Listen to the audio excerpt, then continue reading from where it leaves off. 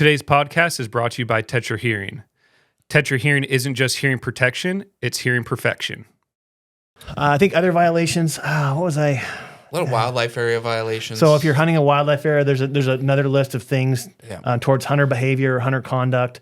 You mentioned when we were doing this prep call, weed, alcohol, shell overages. Alcohol and shell overages. They're probably the top three that you get on wildlife areas.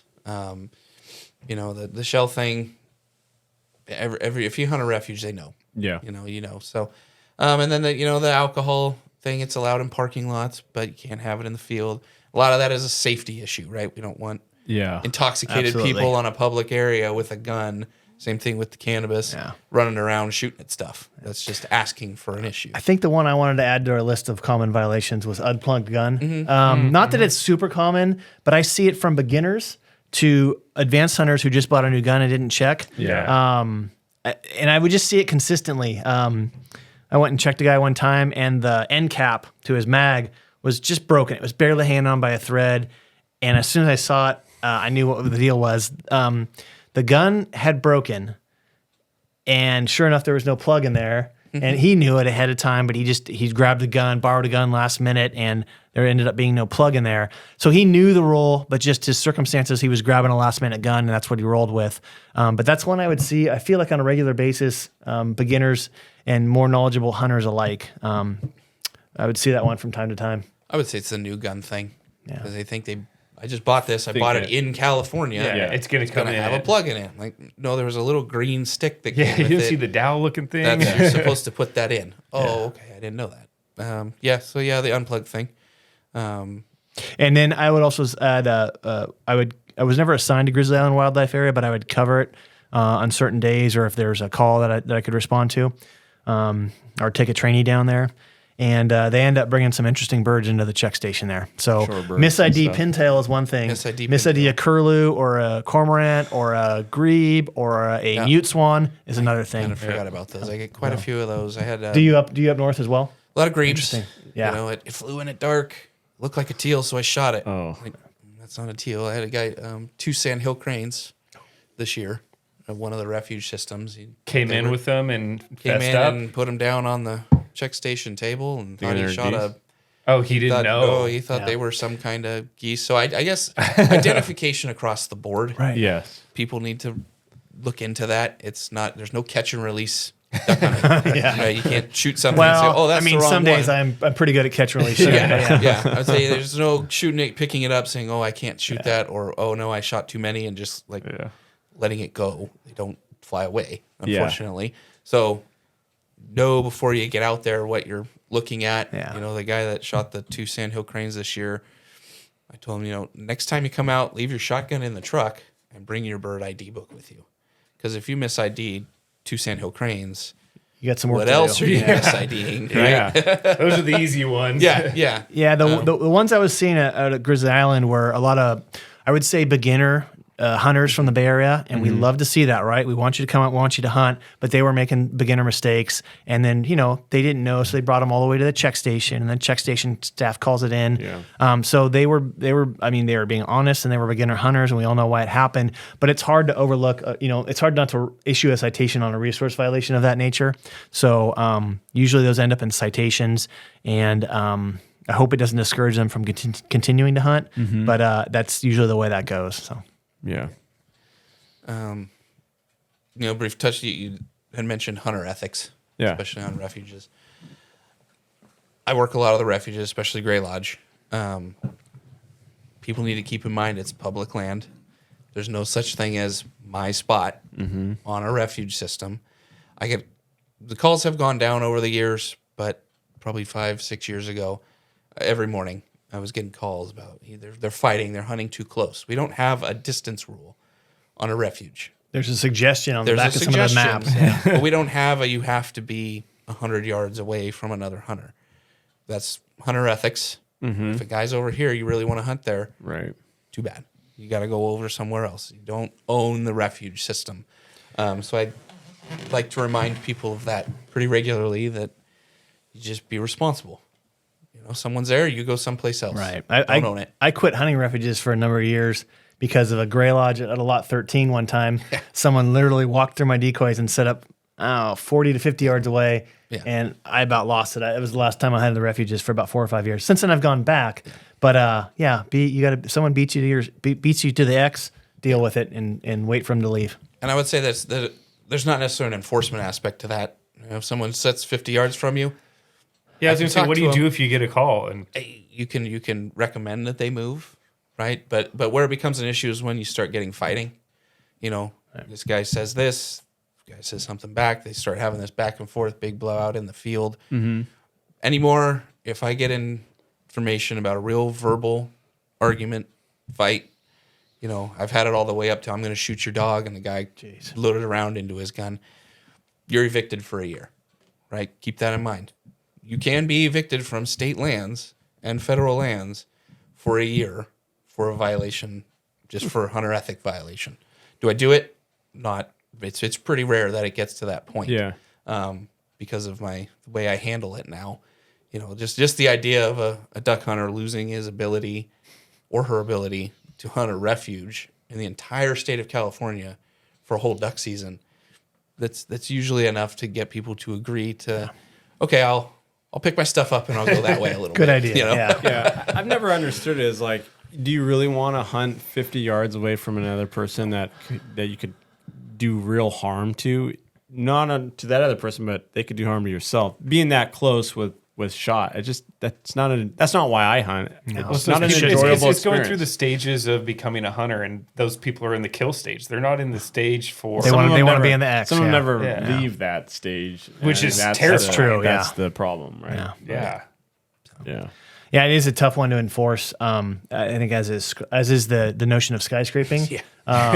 Everyone calls it in, but it's hard to do the trig and get the math and the altitude based off a rangefinder of a bird that flew through there 20 minutes ago. That's a tough one to enforce. It comes back to trying to encourage hunter behavior, and it is tough to enforce, but it isn't important that we all remember that. Yeah. Yeah, we we get that one quite a bit, but our thing is like we will watch, and a lot of times it's just they're bad shots, not necessarily the birds are not in absolutely. range, but Yep. from a distance, if there's nothing falling and they do shoot multiple flocks and nothing falls, at a distance you're going to think, man, those birds are way high. And then you go next to the blind, you're like, those birds are 30 yards. They're just not good shots. Yeah, it's a perspective. The ones that get me sometimes is when the shot goes off, the bird's stone dead, and falls like a rock, and it takes 5 seconds to fall down. It's a tall shot, but it was within the effective range of the shotgun if you crushed the bird. So we get a lot of those calls, and those are also, I find those hard to enforce. They are. Yeah, it's You'd have to watch for a while. Sit and watch and see what happens. Get a pattern of 6 straight-sailed birds. We probably have a skyscraping problem. Yeah. Yeah, so on something like that, on the sailing the birds, how do you make a case for that? Because it's not catch and release. People do their best to, let's say, go and try to find those birds, right? And if they don't find the birds, do they ethically? You probably count it as your limit, but legally, it's not part of your limit because it's not retrieved. But you made an effort to go get it. But if it continues to happen, and you're watching someone for a very long time, then how does that play out? Yeah, no, you're right. There's nothing that says that bird is yours if you can't find it, but you do have to make a reasonable effort. Reasonable effort's not really defined. No. So, but the hunter that shoots a bird, sails at 100 yards, and sticks his head up out of the blind, like, it's wounded. I can't see it. It's gone. That's not going to fly. Right. But he gets up with his dog or whatever and walks over there and spends 5, 10, 15 minutes, beating the brush, sending his dog this way, that way, makes an effort. Mm-hmm. That's good. Okay. Right?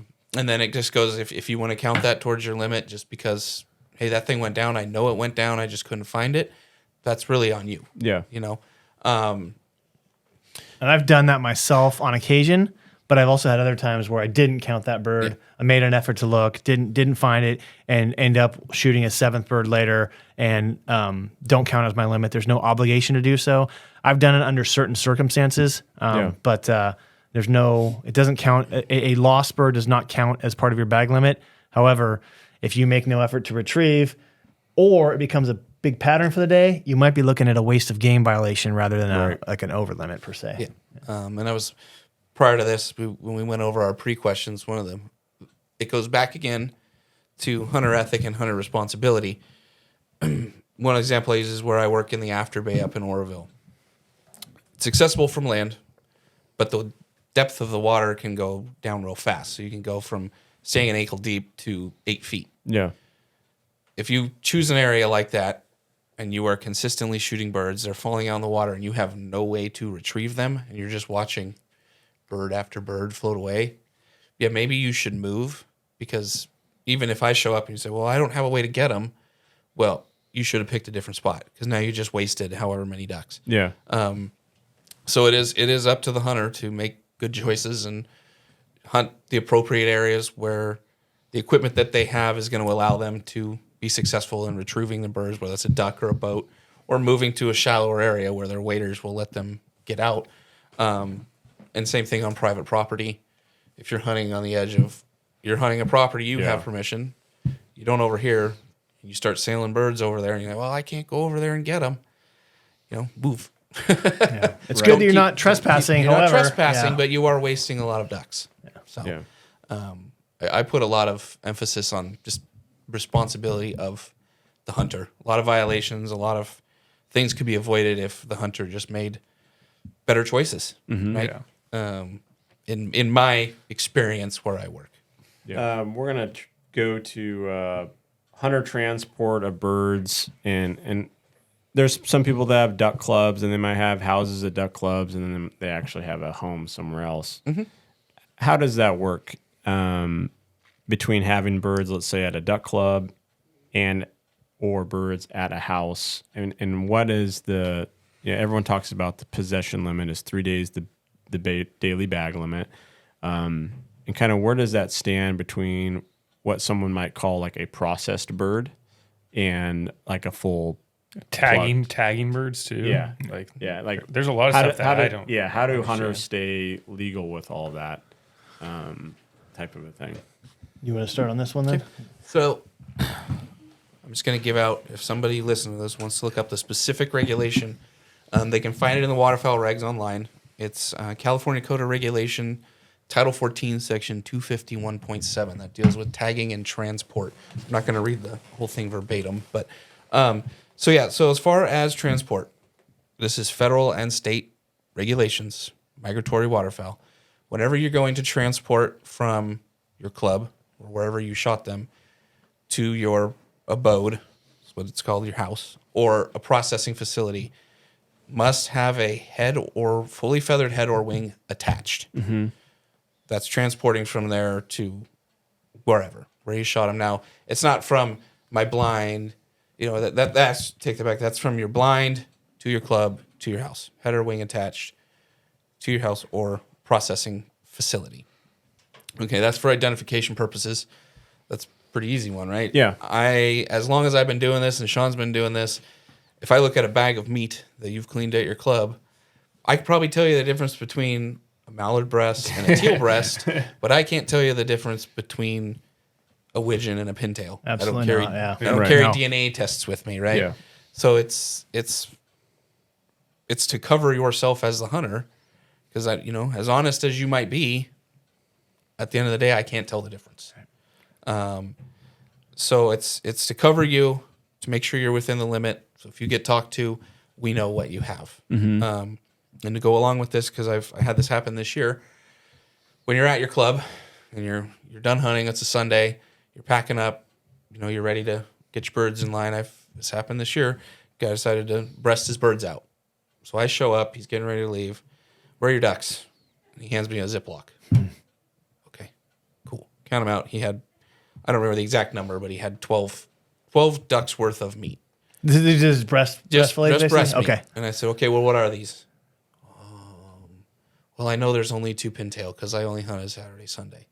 Cool. Oh, I have the carcasses. So he had breasted them out, put the carcasses in the garbage bag because his significant other doesn't like him cleaning them at home. Shows me the garbage bag. I count them out. There's only 10 ducks. And I think there was 2 pintail in there and 8 other ducks. So, okay, well, you have 10 carcasses. You have 12 ducks worth of meat. Where are the other 2 ducks? Oh, I threw them in my buddy's garbage bag. He already left. Well, what were those? Oh, probably like a widgeon or a gadwall or something like that. I don't know. You know, he ended up getting a citation because I don't know if he's telling me the truth. I don't know what these other ducks are. And the carcass thing is, I'm going to say by the letter of the law, not acceptable, but it can help, obviously. You know, if his numbers matched, maybe something would have done differently. I'm not going to say maybe just a warning that day. Maybe just a warning. Had his meat matched his carcasses? Maybe. Don't do that. For listening, legally that is not allowed. Better than nothing. Right. But that's just an example of why you can take the guts out. You can pluck them. Just leave a head or a wing. Yeah. And then when you get home, you just cut it off and you're done. Yeah. But breasted out meat is not a good thing to have at your trailer. And then so birds that make it from, let's say, a club to a processing facility, then they should come back. And then let's say the caretaker brings them back to the club, right? They should be tagged at that point, right? To establish who shot them and what kind of birds we have. So now you're running into the tagging code section. And it's under the same section, the 251.7. Tagging is basically required in a number of circumstances. If you're going to be transporting the ducks of another, right? So a group of guys hunt at a club, one guy gets nominated to take them to the local plucker. You can't just take all your birds and throw them in an ice chest, right? Because again, if I stop them on the side of the road, he opens his ice chest, he's got 21 ducks in there, all shot from one day. Let's say 22 ducks. 22 ducks in there, all shot from one day. He can tell me all he wants. Well, these are my buddies, and these are, this buddies, but I don't know that for sure. So the tagging requirement is, and this goes for common storage areas like a cooler, Connex box. A lot of people hunt out of the same trailer, multiple guys. A lot of people have just coolers in front of their trailers. A lot of people have Connex boxes that they keep coolers in or places to hang ducks. Anytime they are being put in a common storage area, you have to tag them, each person's birds. Tagging can be done in multiple ways, but required by the regulation is that the tag has your name, your address, your hunting license number, locality of kill, number of birds, date, and a signature, and I believe a phone number. And do you have to keep a copy of it at the facility that it was cleaned or wherever? So there's 2 different areas. So you have your processing facilities. Yeah. If you take your ducks from your camp to your processing facility, that processing facility is going to take all that information down. Yep. They're going to give you a copy. They're going to keep a copy in their records. When you come back to pick your birds up, they're going to give you your birds. The place that I check that's up in my area, they write on each package what it is. They give you your copy back. They keep their copy. That way, if I contact you, you've got these nice wrapped ducks or vacuum sealed, however they do it. I can look at your slip. I can look at the birds. If there's any question, I go back to the processing facility. I see what the processing facility has on their records. Yeah. So once those are done, you can take those back to your trailer, put them in your freezer or clubhouse or wherever you're staying, put them in your cooler in your freezer. As long as you keep that slip, you're fine. Where I run into an issue is storage at the site, the campsite or club or whatever it is. The example, I like to use examples because it's stuff that I've actually run into. Last year in January, I went into this club. I've talked to these guys, I don't even know how many times, several times a year for the last 10 years. Okay, how'd you guys do this weekend? Oh yeah, we got a bunch of ducks. They're over here in this cooler. They take me to a cooler that everybody has access to, open it up, and there's 4 pintail and I can't remember, 12 other ducks. And he said, oh, well, these are 3 of our birds. We keep them all in here. I say, well, who shot what over the weekend? Well, we all hunt together. We all kind of just shot. I couldn't tell you exactly what I shot. Well, that's a problem, right? Because this person over here could have shot the 4 pintail. Yeah. So if you're going to do something like that, you need to keep the birds separated and have that tag information. So that if I show up, either I can go, okay, A, B, C, everybody's limits are what they're supposed to be, no problem. Or if B and C run into town and leave A with all these ducks, if they're tagged, say, well, A says, well, these are my ducks. B and C. I can call B. I can call C. Hey, did you hunt this weekend? How many ducks did you shoot? Who did you hunt with? Okay, it matches. We don't have a problem, right? That's kind of the example I use when I run into these issues. Is okay. Well, what if your buddies left to go into town and left you with a cooler of 40 ducks because it was a really good weekend?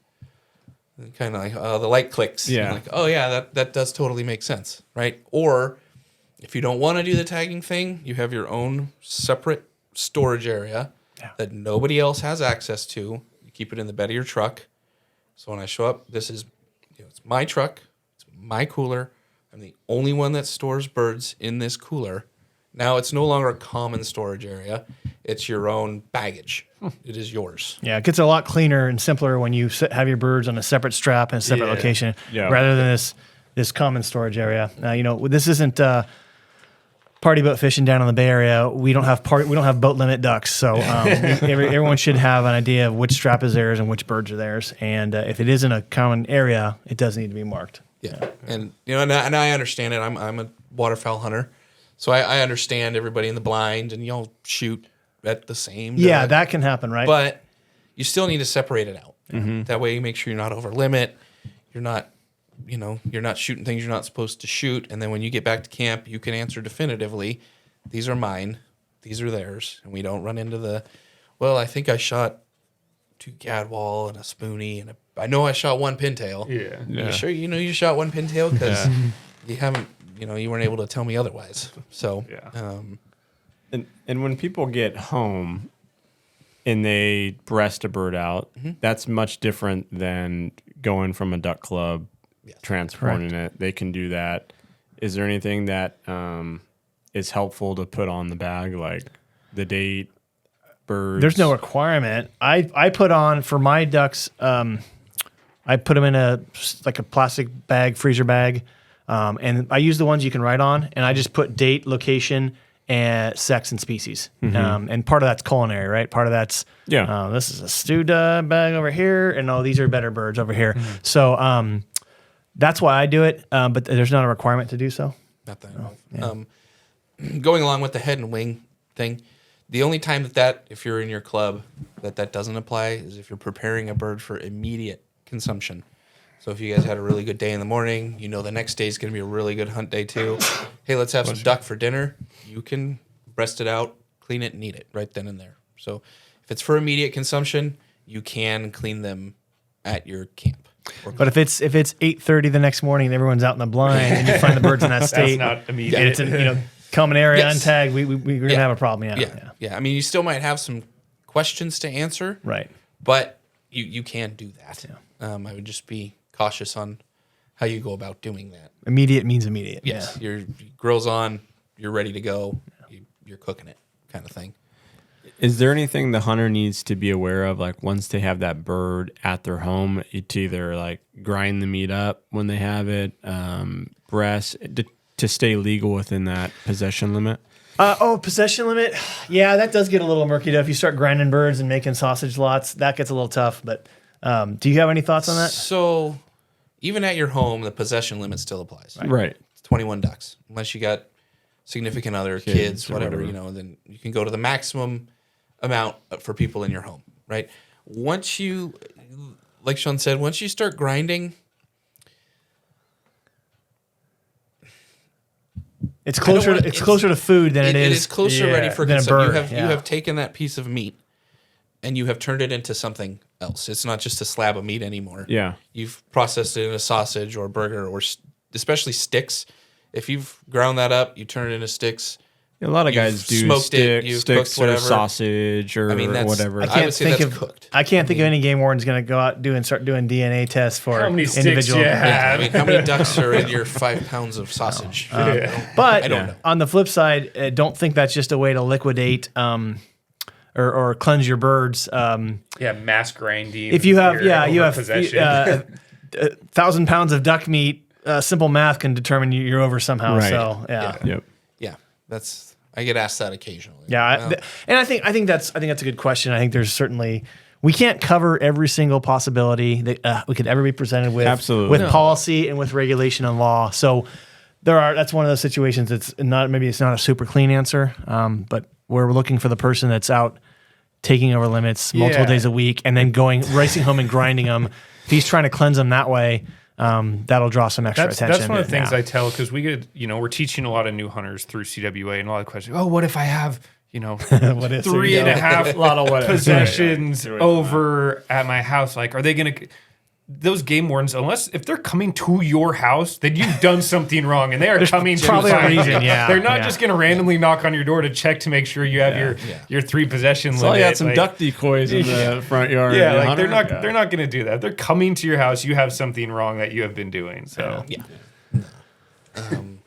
but we asked on our Facebook page if people had questions, and we kind of sorted through some of them to ask you guys that questions that they had. So I'm going to start with this one. So California Department of Fish and Wildlife just came out with a new app. So what documentation are hunters and anglers going to need to carry in the field this year for proof?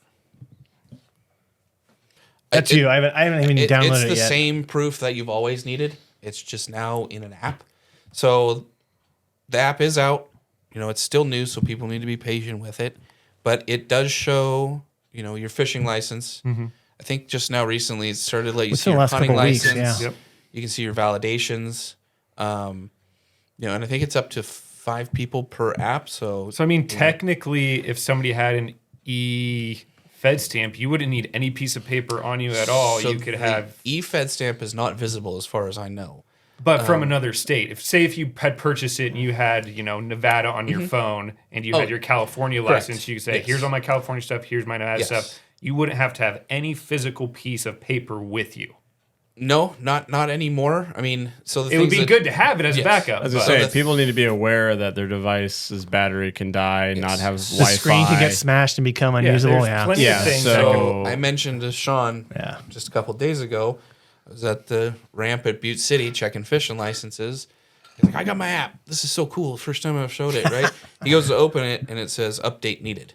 Wouldn't let it open it unless he updated it. So we had to stand there. I wasn't just going to... With a great cell service in that area. Yeah, just hanging out with very minimal cell service, just kind of chatting about the weather while his phone updated. His phone updated, opened the app, there was his license. So keep that in mind. If you're up in the Sierras fishing those high lakes and your phone does that, technology's technology. It might not work sometimes. Man, it didn't work. So it's at least until... It's a great backup to have. It's a very good backup. Two forms. And at least until the app is refined and, bugs are worked out, it's always good to carry the paper one with you because you're still going to get the paper one. Yep. They're not going to get rid of those. But remember that deer tags, as far as I know, deer tags, sturgeon report cards, steelhead report cards... As far as I know as well, though, my knowledge is limited. I think those are probably still paper because it's hard to make those You're going to have to get entries validated, and then you're going to have to take it if you want to take it to the butcher, get the countersign. And now in the future, that may be more of a capability. I don't know if they're looking at that or not. But as far as I know, we're just licenses and validations at this time. It's still a huge step. It's a very good thing to have because I've watched people do their pants pockets pat and I can't find my license. Well, then they remember they got their app and their face goes back to a normal color. And they're like, oh, there it is. Okay, you can keep fishing. Have a nice day. Yeah, I mean, it allows us because we check people in the morning. And I think you can purchase on the app too. I could be wrong. But, I've had people, I don't have a California duck validation. Well, I can't provide that because, I can give you a Fed stamp that we have and you can purchase it from me. But now they can purchase it on their app using our Wi-Fi at wherever we're at. And take care of it right before the hunt. And be done, which helps us a ton. Yeah. And I'm sure you guys see where people are like, there's a game warden, they're getting flustered, can't find their license, and they're like, hey, I need it. I need it. Because we get out in the morning sometimes like, Fed stamp. Oh, where's the Fed stamp? And they're looking for that and all that good stuff. But another one of our Facebook questions was game wardens taking pictures of serial numbers on firearms. That's something I have not heard of, but apparently that might be a thing. I'll start on that one. Give you a break. Thanks for pulling all the weight today, too. I appreciate it. So, we were talking about this one, and he and I are on the same page. That should almost exclusively be an occurrence when there's a violation. So, in bolstering your documentation for your citation and or your narrative report, that's when you would want to put that information on. So if I issue someone a violation for an unplugged shotgun and I put 12 gauge shotgun, on the citation and put the same thing in the citation. He goes into court and he wouldn't bring his firearm into court. He'd probably bring a picture. He could show a judge a picture of his 12 gauge over and under. Say, I don't need a plug. It's an over and under. If I don't have any better documentation on my site or my report, it's possible that you might lose that violation. So it's just part of establishing exactly which gun was there. Some wardens would run that firearm just do a stolen check. I wasn't doing that too much unless I had a reason to think it might be stolen. But you might run the firearm. But just taking a picture, and I always took a picture of the serial number and then wrote it on the citation. You're just cementing or locking in which firearm was there, so it can't change after the fact. Makes sense. That's all it should be for. Aside from when there's a violation, and I guess that'll also put a condition, if there's a potential violation, like maybe a hunter, I was thinking about this in the drive over. If you have a case where there's say a hunter trespass, where one party says one thing, but we can't get a hold of the landowner, and further investigation was needed, I would also lock in who was there, so their identification, and which firearms they had. So I might record that information there. But if you're just doing a compliance check and there's no violation, I can't think of a reason why they'd be doing that. There's going to be a reason behind it, whether it's an immediate violation, perceived violation, or you got a tip about something and you're just kind of putting your case together. This is just a piece of that case. Mm-hmm. That would be but I'm not, I'm not going to, Jeff, let me see your shotgun. Take a picture, hand it back to you, and walk away. If someone sees that happening, they might want to call in to the local lieutenant and get an explanation and then let us know what the explanation is, because I don't think that should be happening like that. I was going to say one other thing. We're not transmitting the data to ATF or DOJ, Bureau of Firearms. It's just to cement some facts on our citation and our report. That's the only reason I can think of, aside from the other things we discussed, that should be occurring. It's not like we're just going through checking folks for compliance checks and then just start recording firearm data. That shouldn't be happening. Yeah, I'm sure you guys don't have a whole lot of time to go be checking everyone's taking pictures of random people's guns. Yeah, I would hope not. Another question here. So can a game warden search your vehicle outside of hunting based on specific circumstances and legal reasons? Okay. I'll start on this one then. So it says outside of hunting grounds. So I'm going to say like this, there's a very little nexus to hunting. Maybe like you had mentioned when we were talking, someone who hunts. Let's say you see someone in town who's a hunter. Should you be diving into that vehicle? No. You could as a game warden, you could try asking for consent, but even that is a little too aggressive for my taste.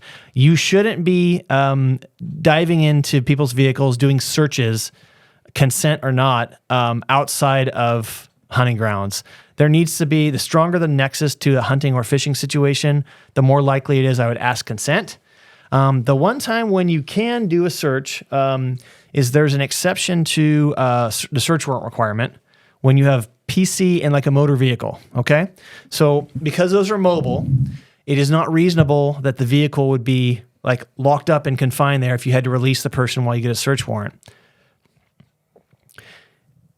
There's a recognized exemption that if you had someone you saw shoot 2 ducks, let's say, you watch them go to the car, you go to contact them at the car and they say, no, I didn't shoot any ducks, but they put 2 ducks in there, you have a probable cause of a violation of Fish and Game Code 2012, wherein you have not exhibited your game, method of take, or license, stamp, permit, or tag to that game warden upon demand. Now that you have PC, it's not reasonable to say, you need to wait here for 6 to 8 hours while I get a search warrant for this vehicle. So there's a recognized exemption that you can go do a probable cause search on that vehicle because it's not reasonable to hold it for getting a search warrant. That's a narrow exception.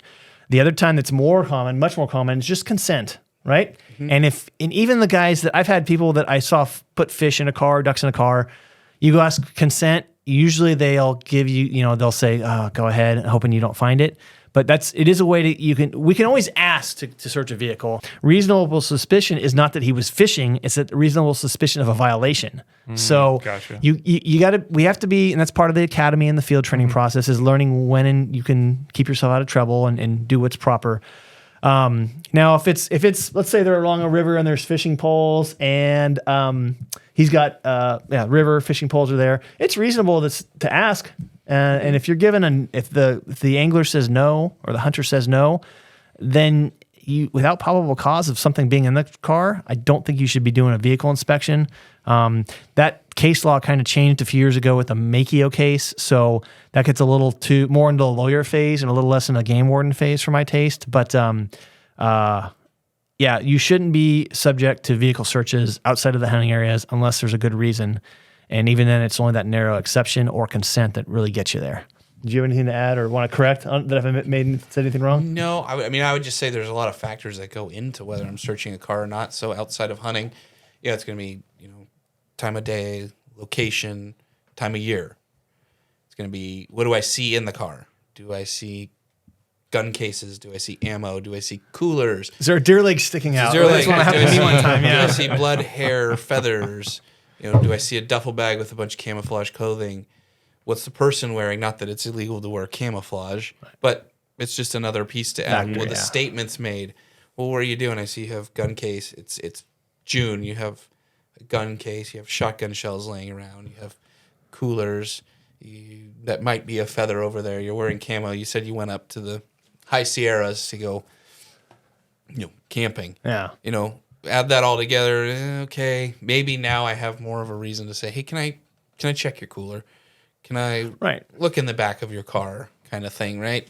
So there's just you pull over someone at noon in July and they're wearing a business suit in downtown Sacramento.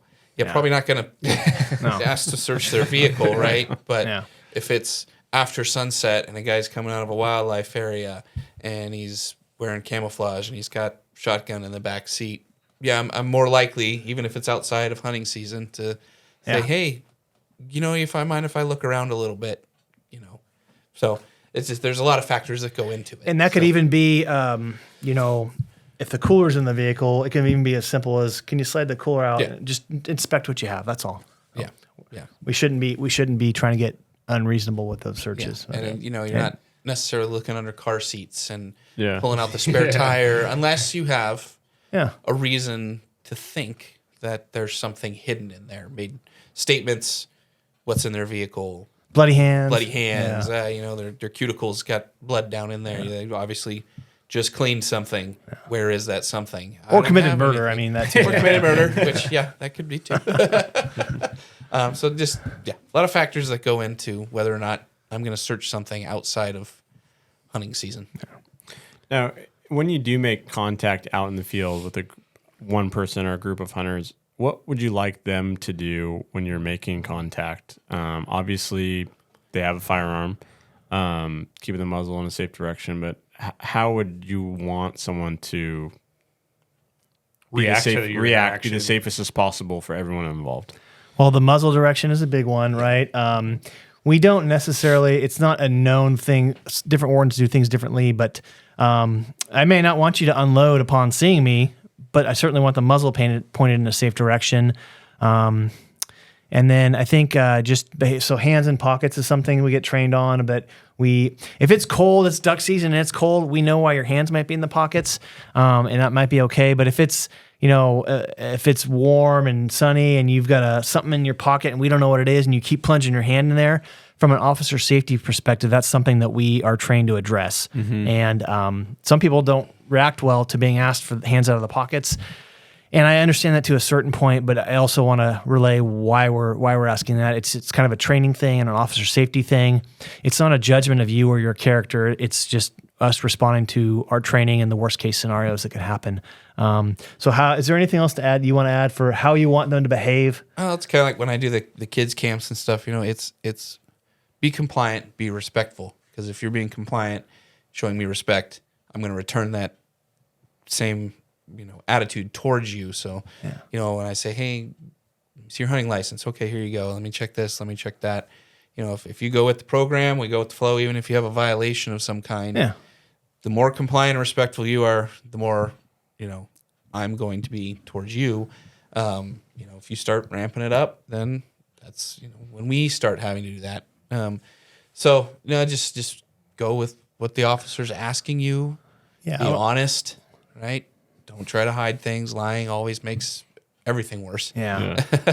And another way to think about it is if I am on the backside of a pond road, and someone comes up out of the pond, climbs up and sees me, and the first thing they do is turn their back to me, chuck 3 shells out. What am I thinking as a game warden? I'm thinking he's chucking out like bismuth tea, or he's chucking out some lead or something. So that's not even the first. I don't want to see the first thing is turn his back to me and unload the gun necessarily. Just keep the muzzle in a safe direction and we can talk about it. But that would actually heighten things or escalate things if I start dumping shells into the pond. I'm thinking he's got some ammo he's not supposed to have. So respectful and just kind of see what the warden says, and they may have you do different things from almost nothing to we'll do a full compliance check today, depending on what's going on. Yeah. Okay.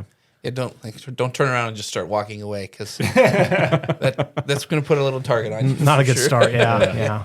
That kind of leads us to our next question. We could only have 3 shot shells in our gun when we're hunting, so we have to have a plug.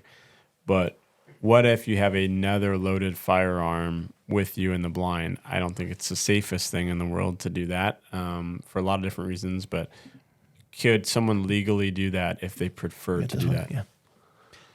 There is no, outside of the refuge system where you have a 25 shot shell limit per hunter, not per gun, per hunter. No, there is no limit on the amount of shells you want to take out there. There's no limit on the amount of shotguns you want to take out there. Again, safety. Yeah. You probably don't want to have a rack of different shotguns sitting in front of you. Loaded, I got my 28 gauge for those real close ones, and I got my 10 gauge for the geese and everything in between. Yeah, you probably don't want to do that, but as long as all the shotguns are plugged, you can take as many as you want to. I've done it when I've been having trouble with one gun, so I take it out to test it, but I don't have less than full faith in it, so I brought another. But yeah, that doesn't vacate the 25 shot shell exempt regulation on the wildlife areas. Yeah. I think a lot of people would be bringing extra guns if it did. They'd Yes. be like, Oh yeah. Carts and carts of shotguns going. I bring 3 decoys and 6 shotguns. Yeah. Exactly. Well, we're wrapping up on most of our questions here, but do you guys have any stories from the field that are interesting, something that kind of sticks out in your mind from your past that you'd want to share or be able to share with us? Yeah, we were talking about this one. I think you might be good to start and give me another couple minutes to think. It's tough to rail it into one. I think, do you want a minute? I can go with one. I don't know if it's that great. A lot of my stuff is it's blending together at this point. Yeah. And let's do an aggregate and make a better story out of it. Be creative. I'll go. I think we were talking earlier about waste of game and whatnot, and so I've got one story where it was just, it's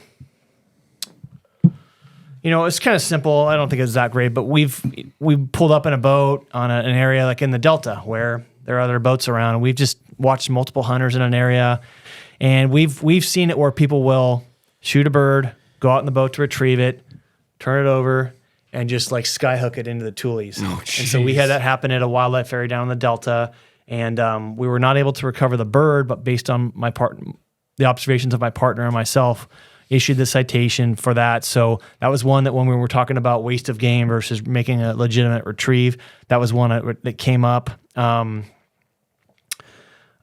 terms of like hunter ethic. And it's not that they made the retrieve and then just pitched it. So that's just a straight waste of game.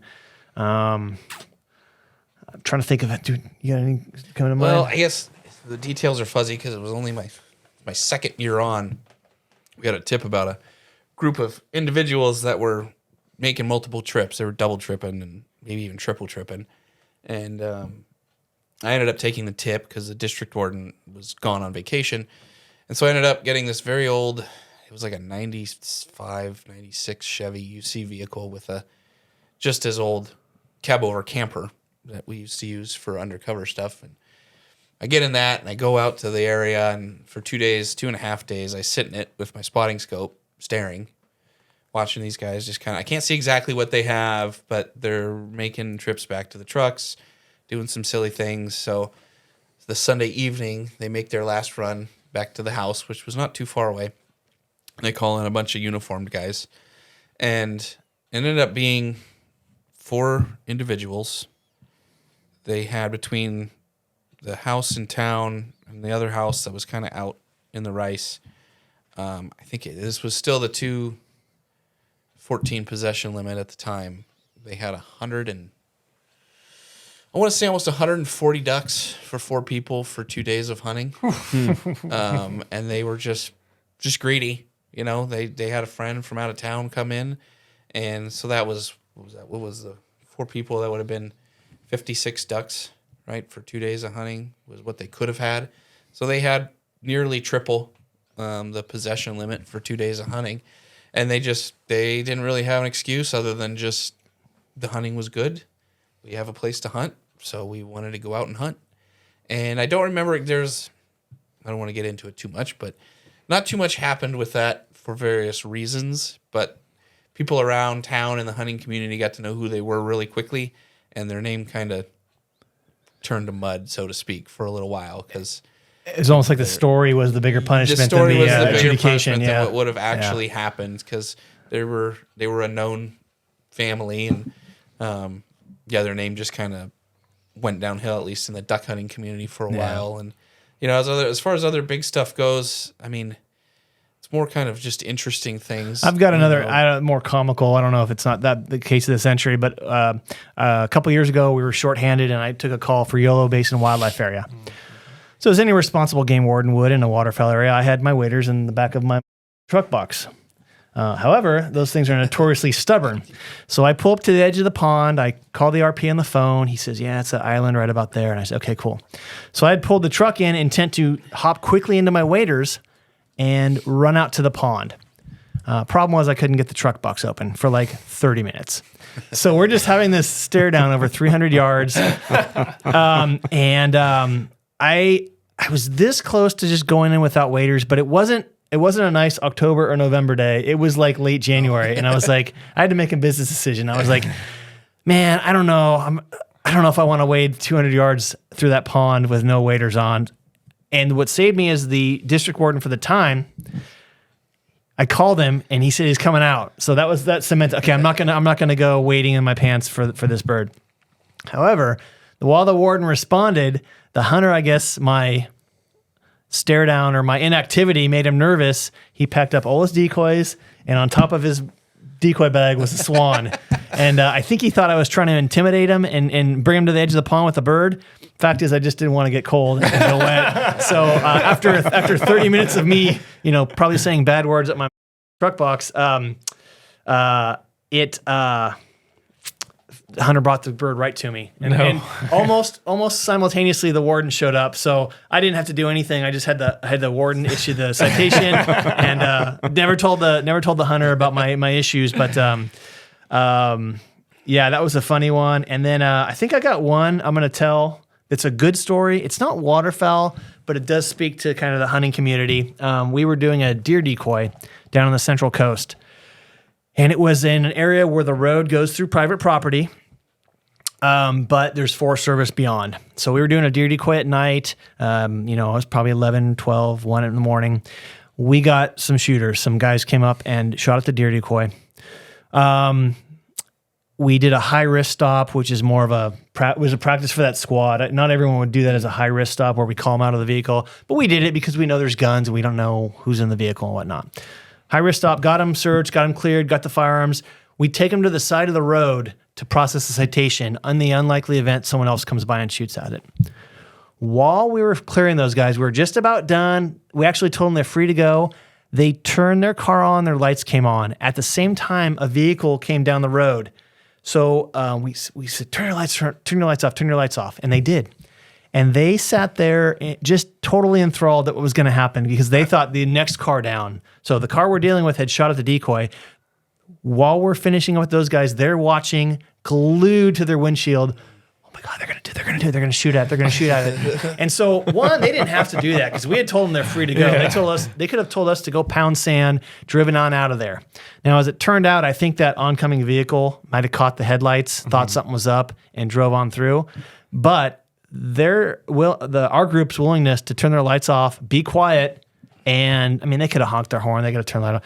They sat and stared and thought it was the coolest thing ever to watch to see if this was going to happen again, having just done that themselves. Oh my God. So I was very kind of impressed with them because even though they violated and shot onto private property after hours at it with a deer, just their willingness to go along with the program and try to help us out in that venue after we'd given them a site was always kind of a something that kind of made me feel better about the hunting community. Like, what's their response? Like once you guys make contact, are they just completely ashamed, or are they just like, "Oh, you got me"? You may have some more ones that were more dramatic reactions, but the ones I've seen, usually it's drop ahead and they do this. I've never had any flee on us, but I've heard of them happening up by Auburn and Forest Hill where the guys will try to flee. I don't think we've ever. No, most of them they just kind of know in that. your head. I mean, we watched a guy shoot 3 arrows at a decoy one time. Just stood there and stared at him. And so He just kept shooting arrows. the vehicles come in to make the stop, so they may try to drive off. But once the lights go on, once the law enforcement lights go on, I would say the majority of them realize that they've been had and don't try. But I have heard of some of examples on the extreme end when we talk about officer safety and whatnot. I've had them where the guns get thrown out the window. They try to drive around, an informal roadblock. They do some crazy, risky, dangerous stuff. So that was one where I think it was actually a felon that had a firearm and had a big incentive not to get caught. But a lot of them are kind of know they've been had and they go on with the program. Yeah, and most of the violators I've ever had, even though they're hunters and fishers, and that's great. Even the ones that are making mistakes, even the intentional ones, once they get caught, I have a pretty good rapport with those folks, and they tend to get on board after that. There are a few tough individuals that will curse you up and down and do everything they can to make your life miserable, and we just have to deal with it and overcome it. But I think even the people we catch in violation, even the ones that know about it, I think even they understand what we're doing, why we're doing it, and the importance going forward. Sometimes people get too greedy. Yeah. Just out of curiosity, because I hunted the refuges for the longest time growing up, what's the most shells you've ever got on somebody on a refuge? You probably got a good one on this one. 125. I don't know the number, but I'm bringing a case out. So I was on FTO with Lieutenant Blake. Oh, okay. And we were at SAC. Yeah. We were in the blinds, and they had a cart, and it wasn't one person, but the total shells was in the 200s. It was 257 or 275, but I want to say it was 3 people. So if that deflates the number, but yeah, it was a lot. And they knew they had their cart, they had their decoys, they knew the blind system, they knew what they were doing, but they just didn't want to walk back for more. Is it true that the fee or the citation is per shell? Because that's been a known county. Okay, It depends on the county. So possibly yes. It is possible that yes, it could be a base fine plus per shell over. Yeah, I know. Expensive. And I've seen it with fish, and if it's a mistake, I don't know that that's even in the interest of justice to ramp it up. Because if you didn't know what the size limit was for any fish or what the bag limit was, it's one mistake. Every additional one, I don't know that that's really the best way to go. But most of the courts I had would just do it per mistake. And in that case of the shells, I think that's the way they handled it. I think otherwise the math would have been astronomical. Yeah, that's keep in mind counties do whatever, because I know there's a particular county in the North State that looks at the evidence on the site. So you might have one violation, but if the evidence says, "Oh, I seized 7 ducks," well, that's 7 times the violation. So it gets pricey. Yeah, it can get very, very expensive, but that's not every county. And that might not even be every circumstance in that county. Okay. So we don't really have much control over. Yeah, it's more of a court function. Yeah, yeah. At least for infractions, we don't have much control.